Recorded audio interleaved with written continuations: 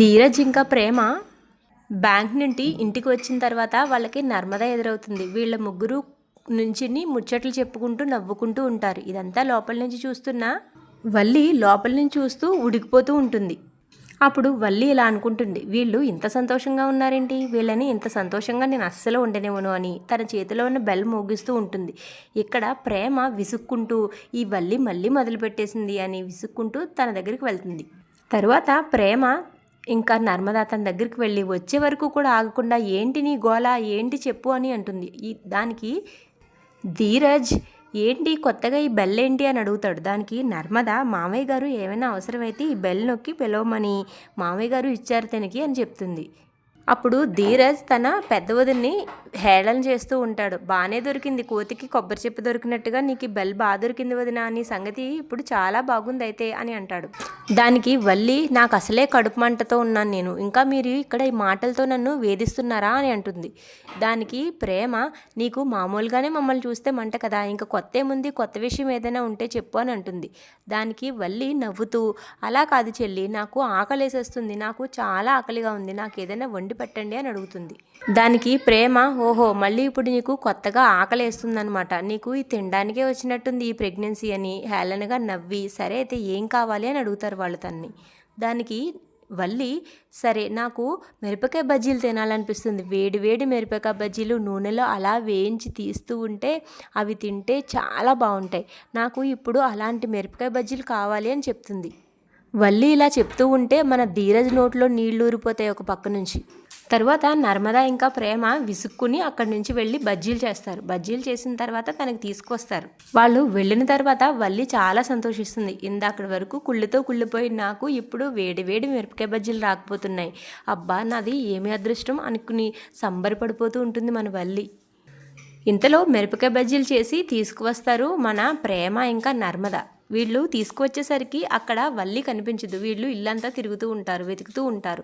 అప్పుడు తను ఒక చోట కూర్చుని ఉండడం వీళ్ళు చూస్తారు. అప్పుడు వల్లి దగ్గరికి వెళ్ళి నువ్వు కుదురుగా ఒక చోట కూర్చోలేవా, ఎందుకు అలా అక్కడికి ఇక్కడికి అలా తిరుగుతూనే ఉన్నావు అని అడుగుతారు. దానికి వల్లి తిట్టండి, మీరు తిట్టడానికే ఉన్నాను కదా నేను, ఏం చేస్తాను మరి మీతో తిట్టించుకోకుండా, ఈ బట్టలు ఎలా ఉతకాలా అని ఆలోచిస్తున్నాను, ఇప్పుడేమో కడుపుతో ఉన్నాను, ఈ బట్టలేమో నేను ఉతుక్కోలేను, కానీ ఇలాంటి టైంలోనే ఎవరైనా సాయం చేస్తే బాగుండు అని అనిపిస్తుంది, ఏం చేస్తాను మీరు తిట్టండి నా పని నేను చేసుకుంటానులే అని అంటుంది. దానికి నర్మద నువ్వు బజ్జీల దగ్గర నుంచి బట్టల దగ్గరికి వెళ్ళిపోయావు, నీకు బజ్జీలు కావాలని కదా అన్నావు, తర్వాత మళ్ళీ బట్టలు అంటున్నావేంటి అని అంటుంది. దానికి వల్లి బట్టలు ఉతకకుండా మాచిపోయిన బట్టలు అలా ఎలా వదిలేస్తాను చెప్పండి, అందుకనే ఉతుకుదామని వెళ్తున్నాను, ఇంతలో మీరు బజ్జీలు తీసుకొచ్చారు అని చెప్తుంది. ఇప్పుడు నా అసలు బాధ అంతా ఒకటే, నేను బట్టలు ఉతికేస్తాను నాకేమీ పర్వాలేదు, కానీ నేను బట్టలు ఉతికితే మామయ్య గారు మీ ఇద్దరిని తిడతారు కదా, దానికే నాకు ఎక్కువగా బాధగా ఉంది అని అంటుంది. దానికి ప్రేమ అయినా నాకు అర్థం కాలేదు, నువ్వు నీ బట్టలు ఉతుక్కుంటే మామయ్య గారు మధ్యలో మమ్మల్ని ఎందుకు తిడతారు అని అడుగుతుంది. అయినా నువ్వు ఇప్పుడు ఇలా కొత్తగా అడుగుతున్నావేంటి, మొన్న నేను టిఫిన్ చేసుకోవడానికి వంటగదిలోకి వెళ్తేనే మావయ్య గారు మిమ్మల్ని తిట్టారు, ఇప్పుడు నేను బట్టలు ఉతుక్కుంటే మావయ్య గారు మిమ్మల్ని బ్రతకనిస్తారా ఏంటి అని అంటుంది వల్లి నర్మదాతో ఇంకా ప్రేమతో. తరువాత వల్లి నర్మదా ఇంకా ప్రేమతో నర్మదా నువ్వు కొంచెం నా బట్టలు ఉతికి పెడతావా, ప్రేమ నువ్వు నాకు సహాయం చేస్తావా అని ప్రేమగా అడుగుతుంది వాళ్ళని.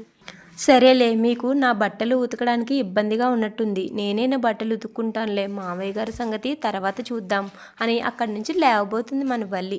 ఇంతలో ప్రేమ అవసరం లేదు, నీ బట్టలు నేనే ఉతుకుతాను ఇలా ఇవ్వు అని ఆ బట్టలు తీసుకుంటుంది.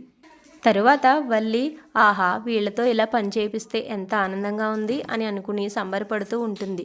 ప్రేమ మాత్రం బయటికి వెళ్ళి నర్మద బట్టలు ఉతుకుతూ ఉంటుంది.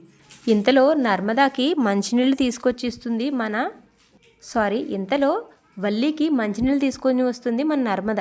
తర్వాత వచ్చిన నర్మదాకి కూడా కొన్ని పనులు పురమాయిస్తుంది మన వల్లి. తిను ఇలా కుళ్ళిపోతూ వీళ్ళిద్దరితో పనులు చేయిస్తూ ఉంటుంది. నర్మదాతో ఇలా అంటుంది, ఆ డైనింగ్ టేబుల్ చూసావా ఎంత చెత్తగా ఉందో, ఉండు నేను సర్దుతాను అని అక్కడికి వెళ్ళబోతుంది. ఇంతలో నర్మద వద్దులే తల్లి నీకు ఒక నమస్కారం, నువ్వు ఇక్కడే కూర్చుని తిను, నేను సర్దుతాను అవన్నీ అని అక్కడికి వెళ్తుంది మన నర్మద. తర్వాత పని అంతా చేసి ఒక చోట కూర్చుని సేద తీరుతూ ఉంటారు వీళ్ళిద్దరూ. దీనికి మనం పని చేయలేకపోతున్నామే అని బాధపడుతూ ఉంటారు. ఇంతలో అక్కడికి ధీరజ్ వచ్చి మీకు పెద్ద వదిన పనులు చెప్పడం లేదు, మీతో ఆడుకుంటుంది, మీరు ఇది గమనించుకోండి అని చెప్తాడు. ఇంతలో మళ్ళీ వల్లి బెల్ మోగిస్తూ ఉంటుంది. తర్వాత అక్కడికి వాళ్ళ అత్తయ్య గారు వస్తుంది. వాళ్ళ అత్తయ్య గారు వచ్చి ఇలా అడ్డమైన చెత్త అంతా తింటున్నావు, ఎందుకు నువ్వు తింటున్నావు అని వల్లిని కోప్పడుతుంది. వీళ్ళందరూ పక్క నుంచి చూసి నవ్వుకుంటూ ఉంటారు.